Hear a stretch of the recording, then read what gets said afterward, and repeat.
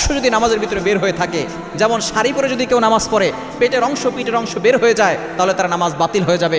এভাবে যদি কিয়ামত পর্যন্ত নামাজ পড়ে তার নামাজ আল্লাহর কাছে কবুল হবে না। নারীদেরকে এমন কাপড় পরতে হবে যাতে করে তার শরীরের সম্পূর্ণ অংশ ঢাকে। এখন অনেক বড় বড় হিজাব পাওয়া যায়, এই হিজাব পরে যাতে করে শরীরের কোনো অংশ দেখা না যায়, শরীরের অংশ দেখা গেলে তার নামাজ বাতিল হয়ে যাবে।